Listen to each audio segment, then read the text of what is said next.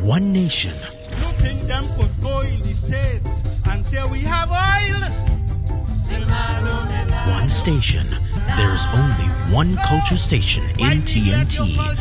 One nation, one station. WAC 90.1 FM, the home of culture. 90.1 FM. From sports to culture, mental health to economics, politics, relationships, and life issues. Sit down and catch up with Aaron 868 and Ricardo Mitchell as we have casual conversations on serious topics.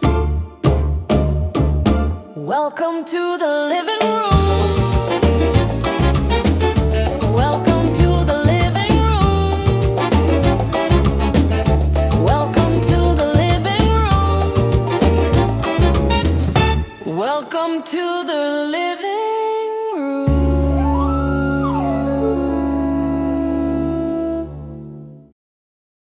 It is now 6:02 p.m. here in Trinidad and Tobago. I don't know what time it is where you are, but I'm glad to know you're locked onto the True Nation station, WACK 90.1 FM, where we are. Oh, you're crazy. I had to find you on this thing here. On the what? On the board, because I don't know which mic is that one in the corner. Serious? Yeah. Go ahead. Talk again. Are you new to this space here? No, I am not new to this come on that space. side and- No. You sure? No. You have other interviews where you use that mic? No. Right. So don't play like because I wasn't here a little while mean that I forget. Man, say a little while, you know. You sure you don't want me come on that side and introduce you? No, brother man. Alright. First and foremost, let's kick this program off as we always do. Must give thanks and praises to the Almighty for granting us the gift of life and seeing another day.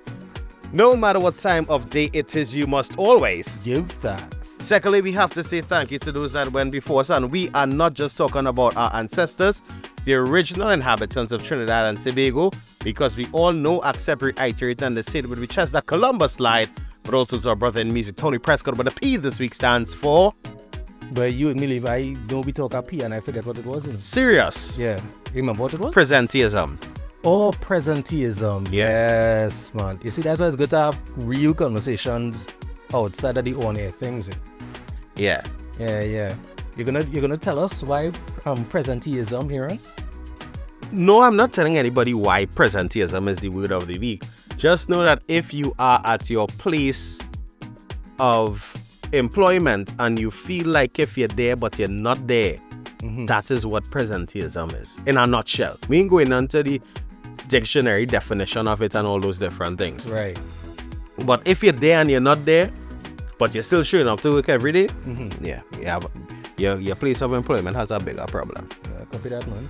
Right? If you don't know the voices you're listening to, before we go there, What going on? What are people saying? I mean, what the people, brother man, you feel I don't know what doing or what? But yeah, I remember you fairly unfamiliar with this space, you know. Check your phone. I recording on. Exactly. Right? If you don't know the voices you're listening to, this is yours truly, Aaron 868. I remind you each and every time that culture is my code, and I sit here today alongside my bro with no fro, a lot of flow, always on the go and in the know. Ricardo Mitchell, the social stage on the global stage. Yeah. Right. And this is the living room. And you know, as I've been taught, you know, you need a strong introduction. You know, so I've started saying that this is the shift that the Lord has made, and we will rejoice and be glad in it. Yeah. All right. I like that. Thanks. Who taught you that you need a strong introduction? No. I was you, Aaron. You know what? I was gonna dance around it. What I done, all kind of things, but you, Aaron. You taught me a lot, pretty much everything that I know. So for anybody who listening and have complaints about how I present, just know that's what I learned in class, all right? But now on the real though, I think you've done a fantastic job, because the confidence I feel in the space, I mean, I didn't have it a year ago. Well, and that's the main thing, huh? Yeah. Because once, as I was telling someone today, once you're not presenting the same problems that you did a year ago, you're in a place of improvement. Right? Now, for those of you who are viewing on YouTube, you are seeing the handsome faces of both Ricardo and I. but you're also seeing another handsome face inside the room today. Yeah, it is. I don't Right. even comment on our resemblance. Yeah. It's going to acknowledge the handsomeness sitting. Right? And for people who saying why a man calling our next man handsome, why not? And I'm a brother. That is not just being your brother. The thing is, as men, we tend to not put into the space of other men positive reinforcement. All right, I'll take that. Right? So we need to work on positively reinforcing our brothers. Yes, we always talk about pulling up your brother's socks, but sometimes you had to let them know, hey, you're doing good. You're looking good. You had to be able to point out the bad, yes, but also point out the good as well. Right? And today we are joined by a brother. He was no stranger to the living room before, and then everybody get busy. Right. We started our podcast on our own, then everybody get busy. We get busy over. And then the man decided, you know what? The podcast thing ain't work. The audio thing ain't work. Let me go back literary. And decide to write a book. A book, yes, sir. A book.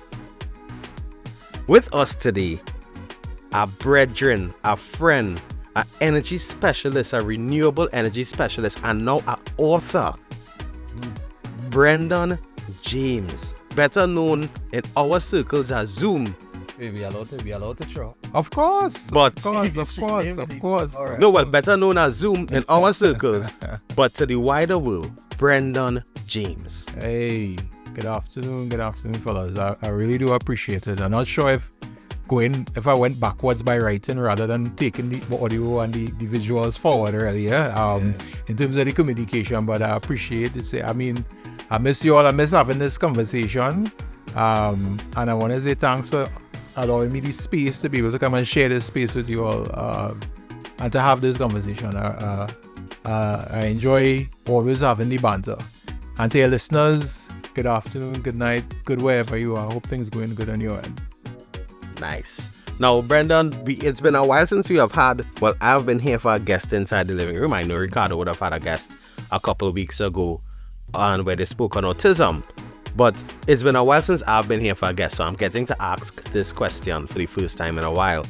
I'm not asking you where's the scene, brethren, or where's the word hummingbird, or what's the gist physicist. I'm asking you, Brendon, first and foremost, before we go any further, how are you? Tired? I think that's a universal response. Yeah, that's tired but blessed. Tired but fulfilled. Tired but better focused on what God put me on this earth here to do. Right? Quite content. Feel like you was working on something that you had to deliver, and God working through you and you being the messenger. And when the message deliver, you feel like, all right, I can walk with a little pep in my step again, right? Until God ready to give you that second message. But I appreciate the ask, and I'm good. I'm content. All right. And I think content is a good place to be. Yeah. Boy, Brendon, boy. Huh. Man. Talk with your Talk with my... projection voice, or speak into the mic. Yeah, sir. Thank you, Sensei. Yeah, man. Brendon, I remember the first time we recorded anything in here, and it was under the guise of 2.5 beards. Right. I was quite frankly a novice in terms of this type of communication. Aaron, with his wealth of experience, didn't have the confidence that I introduced by showing him just how bad it could start. But to hear you drop the national anthem and say you're tired is like it resonates, right? Yeah. We out here tired, but there's tired and doing nothing, and there's tired and doing. Correct. Right, and I'm really, really proud to be able to bring you into a space where we started having explored other spaces and going into a new space. So I know you're excited. Yes, I know very you're much so. relieved. Right, but I want to get a little more into some of the feelings that would have come out in the writing process, but only after I asked DJ Aaron 868 how he's doing. This is not about me. Alright. This is about our guest. And before we go any further in asking, in terms of how we felt during the writing process or how we felt after the process was done, the first thing we should ask you is, what is the name of the book that you have put out there? So the book is called Leading Through Fire, Decisions in Complex Systems and the Weight of Responsibility. That is the subline. But the main line, that main title, is Leading Through Fire. And it really encompassing just my little journey in this oil and gas 100 years that we're in, and for my little small 25 years that I've been part of it, what I would have seen. You're in oil and gas as long as some people are alive. Yeah, boy. Lord Father. I try to balance the ratchet with the righteousness, because I go to, throw a little jab at Aaron, but I had to remember it's not the space for that. That jab at Aaron, okay. Yeah. Well, we can leave that way it is. I'll tell you afterwards, you can laugh about it. Yeah. 25 years in oil and gas, you say, Brendon. So 25 years too. 25 years. So you have a wealth of not just the educational background, but you have a wealth of hands-on experience in oil and gas, and now from the intro, sustainable energy. Correct. And then during the time when we had the break, I started to dabble. What break we had? Boy, well, COVID come and Oh no! I just wanted to make it clear that the break wasn't a break in service. No. Of course not.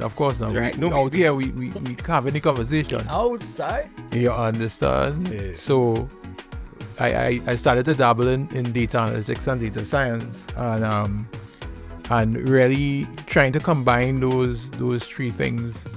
So the 25 years, I like to tell people I was leadership adjacent. So you may not necessarily be the one making final decisions, but you're next to the person making the final decisions, and you had to tell them, listen, I think you're in a good space here, or I think you might be heading down the wrong road. Right. So it's just a pull from those things and, formulate it in a format that is digestible, where people could kind of take what I will learn over the years and hopefully make better decisions. That's the name of the game. All right. So to put this into context, where, in terms of oil and gas, where did you spend, in what aspect of oil and gas did you spend the majority of your career? So the majority of my career really spent, I would say, a combination of working offshore, in production operations, and then I spent some years working in refining and marketing across the same national oil and gas company that everybody's thinking of. All right. And I would have, those would have been my formative years. I would have spent a little time working with regulators as well. For 2 years when the Usher Act had just started off. I would have been one of the first people hired on secondment, working with the government to establish a lot of those processes. So I have a experience in all the different area that critical for operations and operational risk and those sorts of things. And then eventually moved to the private sector, and then eventually moved to power and utilities. So a nice little mix if you're watching natural gas value chain. So you take it from up drilling all the way down to power. So you went from exploration, Correct, all the way up to power and utilities. Yeah, the full ambit. To upstream, downstream, in-stream, midstream. Correct. Petrochemical.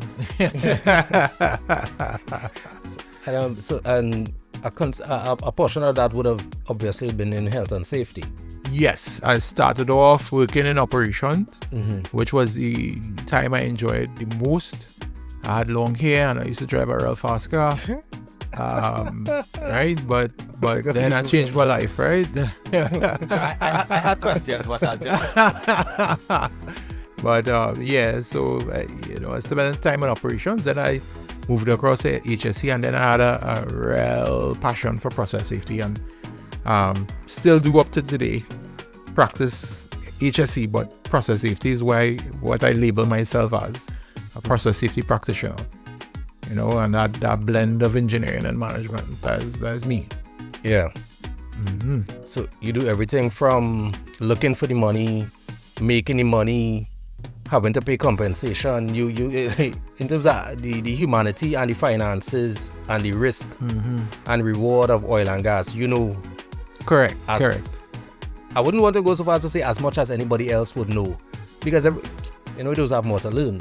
But let me talk plain, and I am asking not so that you'll toot your horn, but how many people are there above you in terms of expertise in the number of spaces in which you've practiced your craft? You know, it's a good question, because it's a handful of us and I know most of them. Right. So, and why I say that is because a lot of people say they practice process safety, but unless you really had to, be under mentorship of somebody who actually practiced the craft, you have to actually lead a hazardous operability study. You have to actually do the reporting. You have to have the practical experience. You have to be able to do a big investigation at a major explosion, fire.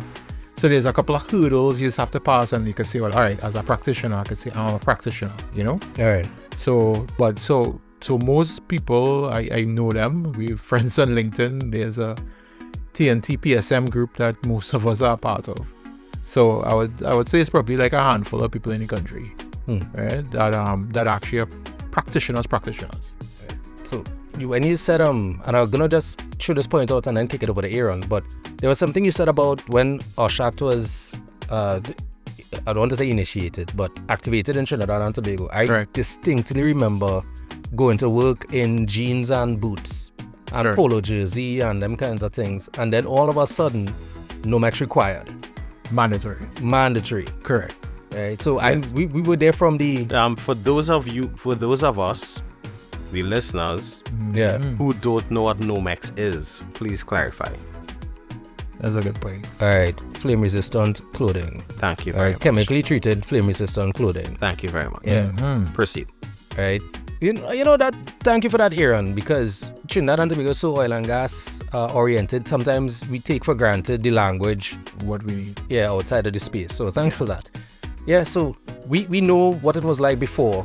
Yeah. We see what it's like after. But you actually get to, observe, and not just observe, but also influence the way policies work and didn't work. And correct. I was there as part of the transition.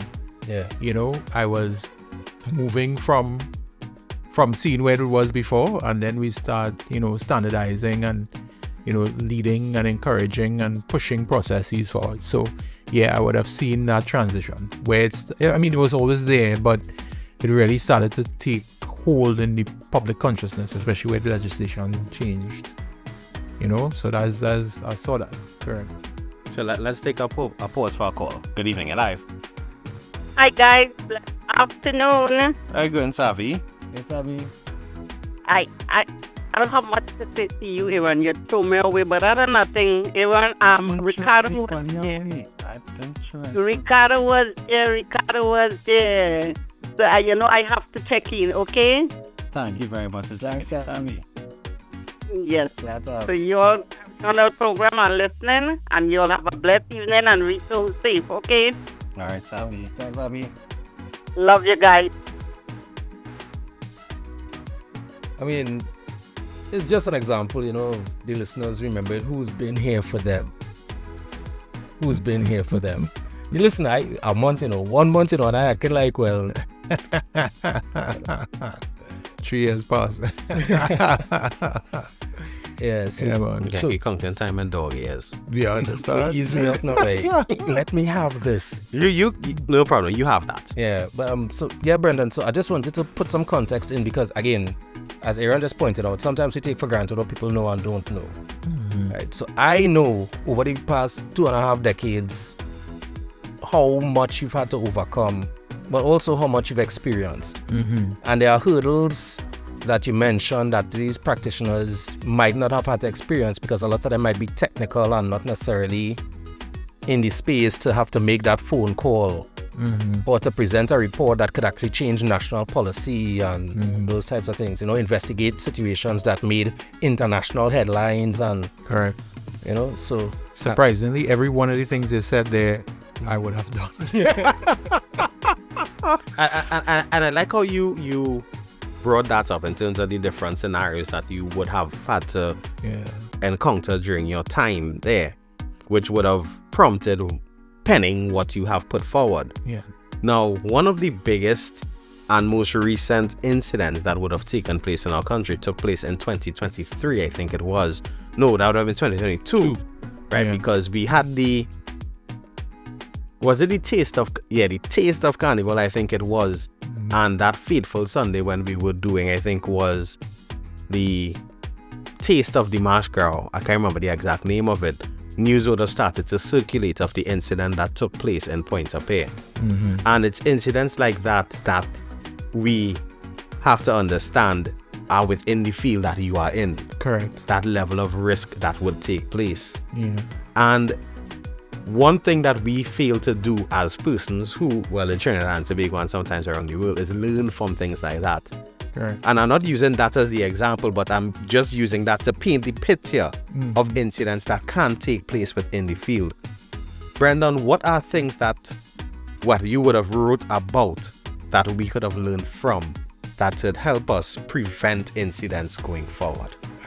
Thanks for saying that. And I want to talk a little bit about that because that is part of the reason why I actually sat down and wrote this book.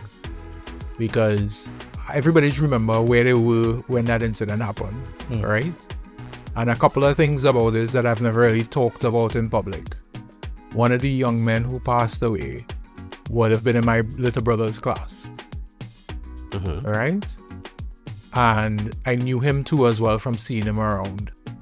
And as well, I remember, some colleagues of mine, I think Adu was there at that time, after the incident happened, had asked me pointedly, what is my thoughts on what occurred?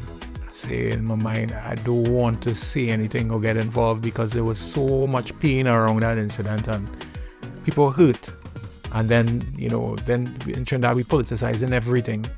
And I remember my wife speaking to me Sunday morning, and she was extremely upset, and she said, somebody have to do something, and if you know what to do, what the right thing to do is, you have to do it. And she's talking about it in the context of the accident, but in my mind she's talking to me. So I went upstairs, and this is God's truth. I sat down, and in 20 minutes I wrote an article and I published it. And this was published on what platform? I published it on LinkedIn. Okay. And let's just say I have about a couple of hundred comments.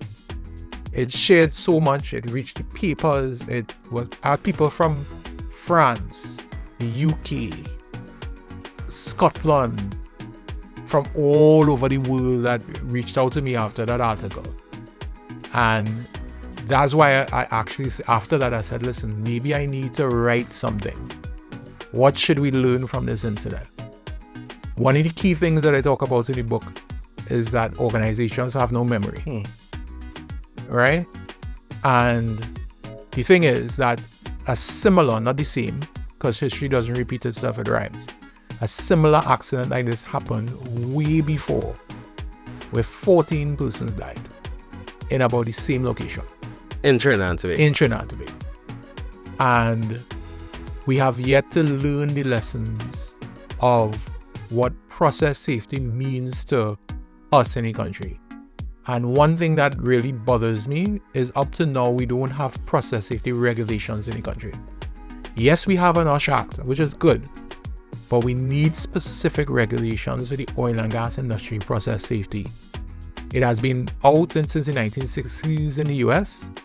In Canada, there are process safety regulations. In the UK, there's something called COMA, Control of Major Accident Hazards.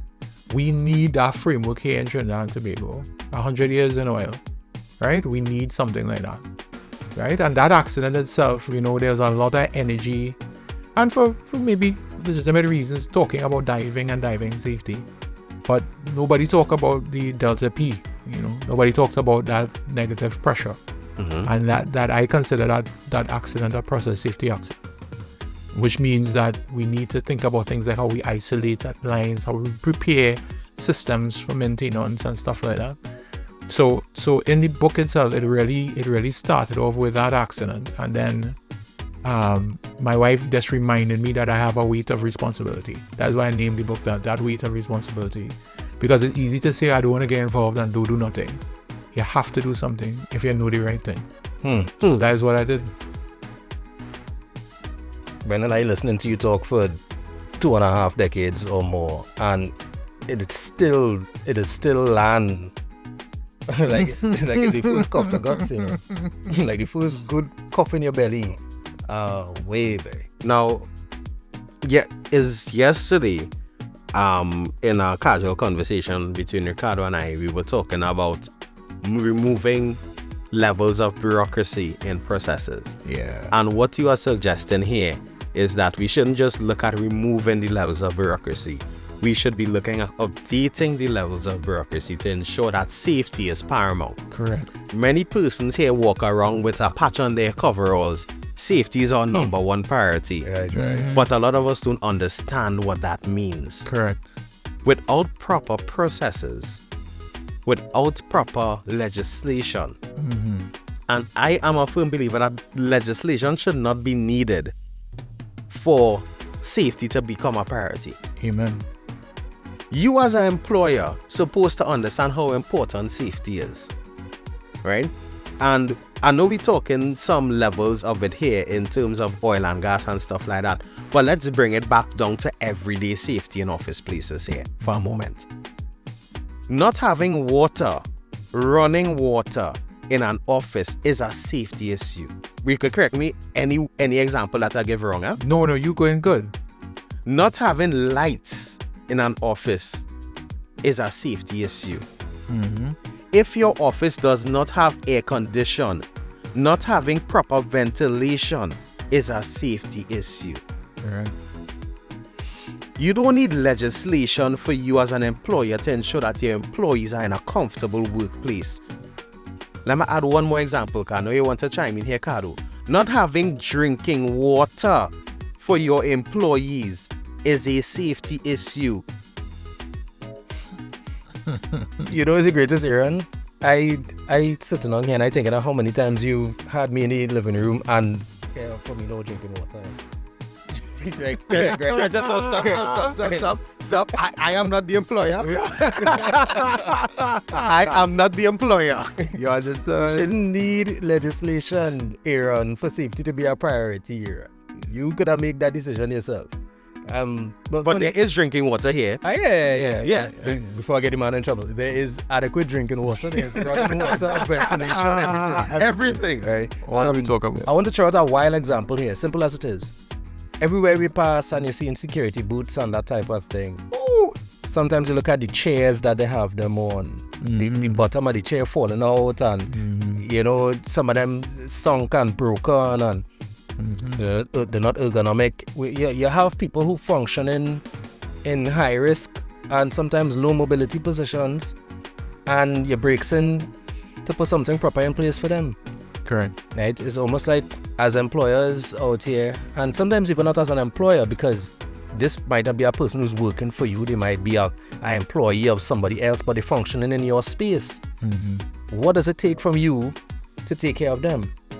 No, and you see, and that's the thing that a lot of employees and employers don't understand, that the duty of care clause within the legislation. You have a duty of care towards, you don't have to know all 100 and something sections of the act. All you have to understand is that as an employer, I have a duty of care in that, am I doing all that is reasonably practicable, which doesn't mean reasonable in our local parlance language, right?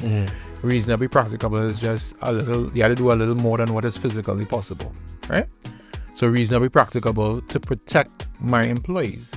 So if we know that these conditions in the workplace and has been well established as a risk towards employee. I don't need to wait for ill health outcome. I don't need for somebody to fall and damage their back or complain and feel uncomfortable. The fact that it exists means it's a breach of the legislation. But in our local parlance, because if we say reasonable in our local parlance, we also have to understand that sometimes in our local parlance, action is only taken when something goes wrong. Correct. But a lot of people don't know their rights. So if it is you meet that condition in the workplace, you have rights under Section 10 of the legislation to write the employer and let them know that they're breaching the law. No section. Section. You have the duty of care is on both the employer and the employee. So you have a right to be able to establish, to tell your employer, listen, I've noticed these conditions. This is what the law says, and we need to deal with it. And you're going to get the pushback, but at the end of the day, when you have things in writing, executives are very, very touchy because something in writing means that I need to address it.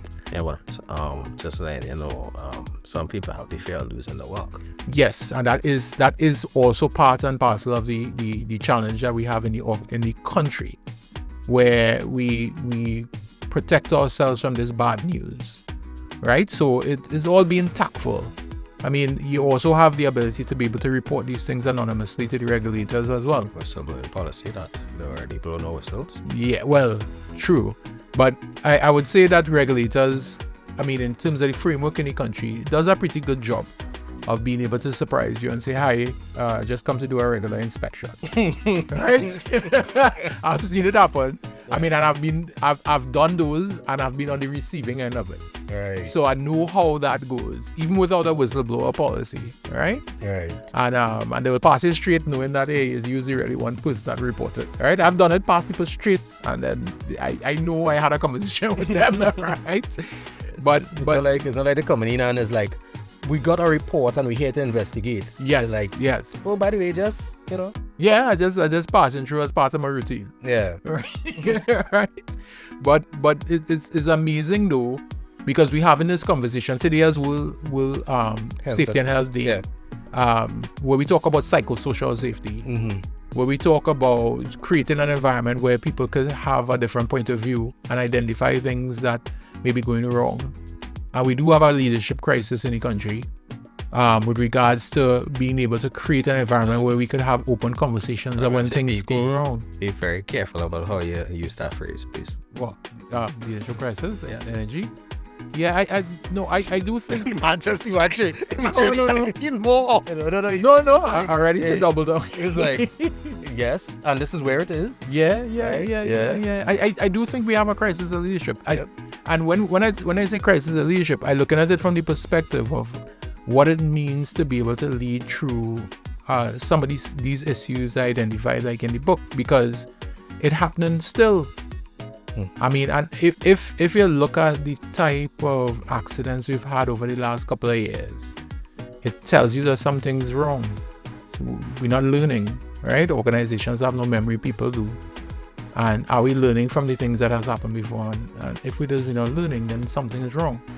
So I hope I'm not mashing no corns or toes, but I just, as a practitioner, I'm looking at safety boots.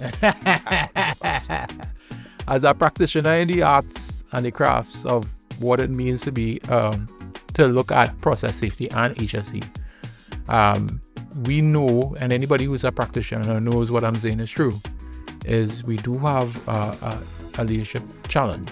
And then that's why you would find these world organizations talking about things like psychosocial safety, making an environment open for mental health, where we could have those discussions where leaders create an environment that's open for discussion, and we just not building people who we hire to do work from the neck down. That's not the modern day organization.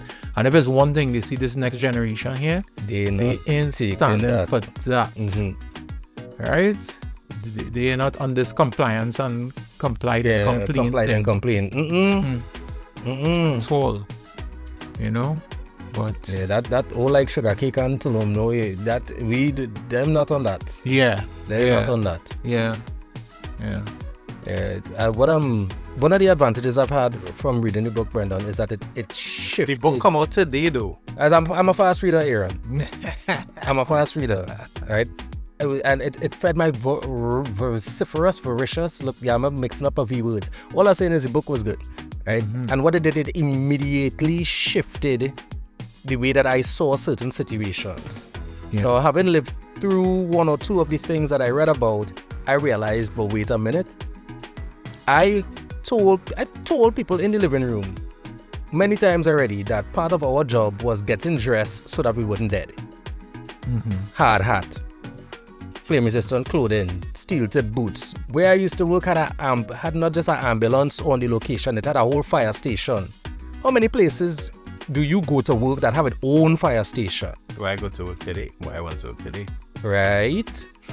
But that's the minority. Most people don't realize why those things in those places. Right? They don't understand the level of risk just being in a particular compound, even if the thing you're doing unrelated. Right? We lived through some cultures, some atmospheres, some environments that were very, very dangerous. Yeah. And what I've learned is that nothing is a problem until it's a problem. Until it's a problem. And then when there's a problem, you want to do an investigation. You want to start to look for where the lapse was, where we dropped the ball, right? And then do damage control, right? Send people for counseling, those types of things. But the fact remains is afterwards, after the incident, you don't really see any systemic change. Yes. Yeah. And we want change, but we don't like it. Ah, boy. Right? Everybody say we had to change, we have to change, but the reality is we don't like change. And nobody likes to do what they don't like. And leadership really is about challenging that and really showing people that, listen, the only constant within the business is change. And the reason why, and the approach that I take to this book, and where, as I talk about leadership adjacent, challenging leadership, is because the problems that I would have identified here that we're talking about openly does not just resonate in the output or the outcomes around people getting hurt or major fires and exposure. The outcomes hit your financial bottom line. Right. Because I could find a parallel in business, same as you were, but it manifesting itself in business, it manifesting itself in operations, it manifesting itself in your ability to deliver goods and services to your customers. It's just that happened that, hey, we see in this problem and it manifesting itself into people getting hurt. Yeah. And if you just look at it, they can realize, but wait now, the purpose of leaders in an organization is really to manage these issues so that they don't manifest itself in all these different avenues. So that's why, like, in my approach, that I really talk about, like, where you could find the same problem in another parallel, in a story that you may have heard. Just recently we were talking on the WhatsApp group about what happened with Boeing. And we're having a discussion about what happened with Boeing and leadership and what the MCAS system that failed and the Lion Air crash that killed over 300 persons. And I remember in the Republican senator roughing up the CEO of Boeing and saying, you have your technical managers and teams saying that, hey, the MCAS system not working in testing, and nobody told you this? And he tries to shift the blame and say, well, it was them. And he said, no, you are the CEO, you have to know. You have to know. Right? But that challenge that Boeing was facing on the HSE side, I could draw some straight lines across from that into their financial performance. It was impacting the business, right, which is the reason for being, right? Right. So the problem itself was manifesting itself in different ways. It's unfortunate that it manifested itself when people lost their lives. Sorry for going on and on with regards to this, but no. This people don't understand that this is. Oh, sorry, let me not say that. People do understand, right? But the point that we're trying to make is that this is a thing that expressing itself maybe fatally in oil and gas, but it expresses itself in different ways across nearly every industry. Correct. Because what we're talking about is not just health and safety. we're talking about the way that communication within organizations would feel, right? The not tracking and documenting things properly, no management of change. So what you get going on is things happen based on the culture that you were exposed to as opposed to what the culture of the organization is or should be. So I'm going to use a reference. When I was working shift. And depending on who you train under, you would run your shift the way that person taught you, even if it wasn't necessarily the way that the process was supposed to be run. So you could tell who trained somebody by the way the shift ran. Normalization or deviation. That is what we're talking about. So when somebody comes in and take over shift, they're now going to modify the process to balance the plant the way that they were taught versus maintaining the balance that they came and met. Right. So sometimes they get the same output, the same outcome from different processes, but we don't realize that the dangers in changing processes and not tracking these things.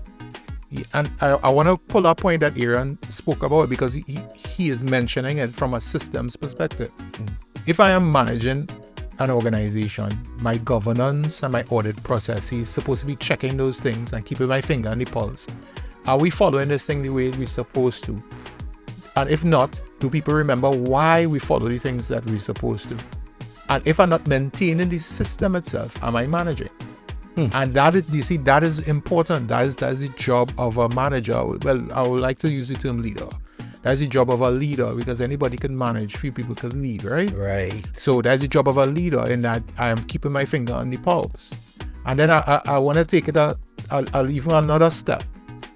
There's one of the investigations that I did, and I'll just share this, one of the things that I talked about in the book, that was a rig fire.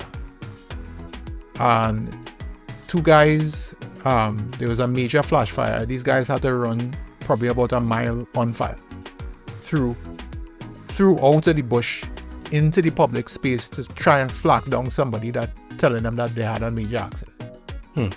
And when I was doing the investigation and I was doing the interview with some of the executives, one of them mentioned something to me that was quite peculiar, and then I started to see that as a trend.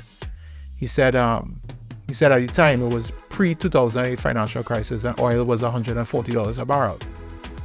He said, listen, we had to run these turnaround schedules and these wireline works for these wells because oil price high. So the external incentive push to get the job done, push to move forward with the process, but nobody on top saying, okay, yes, I have this external incentive, but do I have the right systems in place and controls so that I don't slip up because the incentives distorting how people act and behave in the organization? So that's where the leadership thing come in, because if I know that incentives does influence how people behave, and incentives will always be around, how do I now think about it in the context of what's happening in the business, and then make sure that my systems in place is robust in the business so that the incentives don't create unwanted consequences in the business itself? Because for me, what I'm gathering here is the main role of a manager or a leader in an organization is risk management. Correct. Wow, that is it. Right? That is Be it financial risk management, behavioral risk management, operational risk management, whatever the different level of it. And the second part of it is the maintenance of the systems and the controls which are in place. Excellent. Yeah. Right? And what... No, I just realized, like, you boiled the article that come out yesterday and you drink the water. No, further, man. Had no boiling of anything. I don't even boil water because I don't drink hot things. But what I'm gathering is that, yes, we talk about the fact that there's a leadership crisis in various fields, right? But what we have to accept is that the monetary gain of leadership sometimes overarches the systemic maintenance, right? Companies only care about their bottom line. They don't care about if the system working good. Is the equipment up to date? Are we ISO certified? Some companies don't care about that. And I like Aaron like the iron clothes. No, it's not a matter of ironing clothes, but some companies don't care about that. Right. What they care about is, do I make enough money to keep the business open? Correct. Do I make enough money to pay up directors a dividend at the end of the year? Do I make enough money so that I could buy pizza for my staff on a Friday because I don't know about paying bonuses? Tell us how you really feel it. No, but I'm giving real life. If I could have pound the table, I'll pound the table. No, but I'm giving real life examples here. Yeah. But the thing is, books like this, conversations like this, posts and articles on various platforms like what you are putting out, Brendon, are what is needed to jerk some level of response from the decision makers, be it on a corporate level or a national level. Because if it's one thing Trinidad is behind in, is making sure that legislation is in place for safety of employees. Correct. And I just want to drop just a little nugget at $3.99, right? Based on what Aaron said, because again, if I could have pound the table, I would. And You're not in parliament. no. So incentives narrow the mind by definition, right? So in this particular case, what Aaron is highlighting is how do you now structure your incentives in the organization for your leaders to focus on the right things.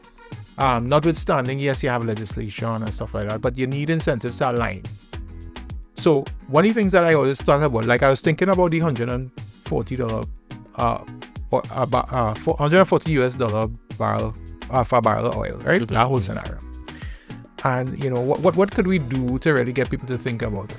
And a big part of it is how you structure your compensation package. So you wouldn't hear HSC people talking about things like that. You would hear like people talking about that. But that's how far I started to dig into the thing. And I realized, listen, if I have a system where I'm rewarded for turnaround in production and stuff for in a 6-month or 8-month cycle, when maybe my compensation should align to a 3 to 5 year cycle. So maybe I don't have to, when oil is $140 a barrel, it doesn't matter because my incentives or my compensation package is aligned to long-term growth rather than short-term growth. Right. So it forces the people to focus on delivering a long-term and not just rushing to say, I'm turning around a few wells to increase production between today and tomorrow. I see Aaron like you got headache. You strike a real serious nerve for me there. Yeah. And I'm going to put this on a national level. Here. What is Trinidad and Tobago's national development plan? And I don't ask that for answer. I ask that to plant a seed of thought in our listeners tonight.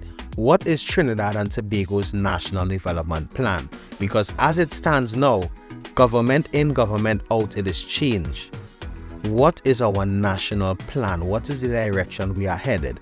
Where is our 5-year plan, our 10-year plan, our 20-year plan that we are setting up legislations that can be revised in 5 years or can be revised in 20 years? Because we have to face it, long time a generation was 25 years. Now, the way that the world is changing, a generation could be cut down to 10 years. We need to constantly look at revisions of policies, revisions of legislations in a shorter time frame to ensure that we don't fall behind. I'll just end with that. Well, since you went national, I want to bring it back to personal, right? Because it all boils down to choices. Like it or not, it all boils down to choices. So I want to just show you all where sometimes the intersect of safety and economics on a personal level. Now, I have people thinking, well, that has nothing to do with me. But I'm going to use this example, right? Rain start falling. You have tires on your vehicle. Tires starting to, you ain't seen as much tread, tires getting smooth. You more likely to change your tires, not because they worn down, but because you pick up a skid, or because you are afraid of the ticket that you will get if police stop you with smooth tires. More than you would change your tires, because driving on smooth tires could kill you. Yes. So maintenance. No, I'm looking at the incentive. The incentive. No, I know, but the incentive to maintenance. Right. Correct. Okay, we'll take that. Yes, the incentive to maintenance. I just had to train you with maintenance. Now. Yeah, I know. But we had a Tell us how you really feel now, Aaron. Right? But that's the point. Why am I going to stop a system that's working to spend money behind it? The run it till it done mindset have us in some sticky situations. But we also have to understand, and I'm glad that point came up there. You're welcome. The monetary part of it is a huge consideration in the incentive to maintenance. And that's what we're talking about for the past 45 minutes. I know that, but all I say I know it's For the listener. For the listeners, it's a synopsis. we have to remember that, and you bring up the example of tires. You know how expensive tires are? You know how more expensive it is to buy tires after you had to pay for a ticket? Paying the ticket don't mean you don't have to change your tires, you know.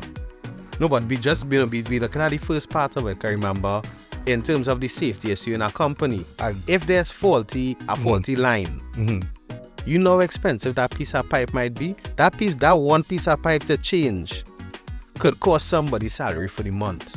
Yeah. So let we do a piece of patchwork on that pipe to make sure production and stop. And maybe if we make enough money in 3 months, we might consider doing a turnaround to change that pipe. And you know what, cheaper than mining somebody's family for the rest of their foreseeable future? Stopping the plant, changing the line before there's a fatal accident. Right? All I'm saying is finance and safety intersecting long time. Right? But Brendon, just to give the listeners and the viewers a little taste, you have like a paragraph or two that you could read out for us here so that people get a sense? Because I don't want people feel just because of the high technical talk that we talk here that there's not a book that a teacher can pick up and read. Yeah. Or a man who have a garage can pick up and read. Correct. Right? Yeah, let me pull from where I kind of kick things off, because it really kind of sets the tone for where I wanted to head. So I'll just read out this a couple of paragraphs from chapter 1. That chapter is called Before I Knew, and I started off with a quote that says, there are things you cannot unsee. The sea was calm that morning, the sky incredibly clear in the way only the Caribbean can be. Offshore work often begins like that, routine, procedural, almost serene. I was standing in the back of a vessel, waiting to be transported to another platform, when the call came over the radio. There had been an explosion on a nearby block station. The captain turned the vessel hard in the water, and we accelerated as if chasing the gas slowly venting towards the horizon. Climbing the stairs onto the production deck felt unreal. The environment had shifted, but my mind had not yet caught up. Red and black was everywhere. Blood and oil mixed and splattered across steel that only minutes earlier had been part of an ordinary workday. Someone said next to me it was Mr. Mitchell. He was injured. I was in shock. I saw Mr. Chinloy, who witnessed the accident. He looked pale. What stayed with me most was the smell. Blood, oil, and sea salt. Suspended in the air, heavy and metallic. Decades later, I still remember it with unsettling clarity. Until that day, risk had been something I understood in theory. Safety briefings, procedures, hazard registers, control of work philosophies. They were all embedded in our routines. We spoke about risk constantly. We measured it, mitigated it, documented it. But theory dissolves when it meets consequence. By Mr. James. Mr. James, you see that red and black everywhere? Yeah, boy. That was not a good day for me. It was not good at all. And if I'm being frank, realize that while you were reading, the weight of it still still with you. It flashes back. And weird thing is that I remember the smell. Every time I talk about it, I remember the smell. Even now, as we're saying it, I remember the smell. Because I was there. And things like that will leave you. Yeah. Right. Now, as we get perilously close to the hour of 7 p.m., there's just one more thing we have to talk about inside today's edition of the Living Room. Where can persons get access to this book? Right now, it's available on multiple platforms, and from Barnes & Noble to Kobo Books to maybe some platforms you never heard of. But the main one is Amazon. You can get it digitally on Amazon, or you could get a print copy. You can order a print copy and they'll deliver it to you from Amazon. I'm working in contact with a couple of bookstores I'm trying to work with to get it into different spaces. But definitely it's available online, that if you want, you can purchase. Any questions in terms of if you want it on a particular platform or you use a particular platform, most likely I have it there, from Apple Books to all the different digital platforms that are available. And feel free to reach out to me if you want to have access to it. Right? But the main one right now is Amazon. Right, all you have to do is head across to Amazon and search Leading Through Fire by Brendon James. Yep. It's the second one you'll see, because there's one coming up above you. Yes. That's by Brenner Davis, but we're looking for the one by Brendon James. This is making decisions in complex systems. Yes. And the weight of responsibility. Weight of responsibility. And that's the proper name, but if you're searching for it on Amazon, Leading Through Well, I want to get my reference point for Hiona. Right. And the cover real bad. The cover, yeah. Let's look for the paper plant. Plant. A plant made of paper. Right? So if you have Amazon Prime, you can get it in 2 days, and it turns out you hard copy that will reach to your Skybox, and however long it takes you to reach Trinidad thereafter. But in terms of the Kindle, if you purchase it, you get it, I guess, immediate access. Immediate access. Right? Access, yeah. Yes, and not everybody you need to buy paperwork, you know. You can read it on your phone, on your tablet, on your laptop, and them kind of different things. Right. With that being said, Brendon, we want to thank you for taking this time. Well, before that, anybody else you want to say goodnight to? Anything you want to say before we close off? I want to say goodnight to your listeners. I always enjoy coming and having a conversation. I want to say goodnight to my family, my wife, my son, and everyone who knows me, who would have given me support. Good night to you. Thank you very much. Ricardo and Aaron, as per usual, thank you for the love, the support, and giving me the opportunity to have always a great discussion, so thank you very much and good night. Yeah, appreciate you. Yeah. Well, this is Ricardo Mitchell, the social stage and global stage. Thanking you for joining us in the living room. All right, remember guys, the hourglass is opaque. We don't know how much time remains, so whatever you're doing, be good and stay safe. All right, guys, Leading Through Fire by Brendon James. I'm telling you all, I ain't like to tell her, it's my brethren. I read an early copy and it changed my thinking completely. Completely. You change it back to normal, or? Listen, the past 2 months, I have been looking at everything with a sense of responsibility that I did not have before. And I was a reasonably responsible person before. But now, listen, I understand how this thing impacting life. Judgment Penguin come out even Judgment Penguin back in action, bro. Never left the room. I'm calling it out because there's a weight of responsibility too. You see, I should have say something or I should have do something. Anyway, but yeah, guys, thanks for keeping it locked. Check out Brendon James on LinkedIn. Yes. All right, Facebook. The other things we could dive enough for them too. Right. Then why mention it? Because I had to use the inside, joke thing. He's a big deal, so I had to make sure everybody know that I know him personal. Big in size. Right? And Brendon is probably one of the guys that when I do start my cabinet, when I call people from my cabinet, he will be saying yes. I have friends who do say yes to those types of invitations now. But speaking of which, Aaron, anything you want to tell people as we close up? doesn't understand.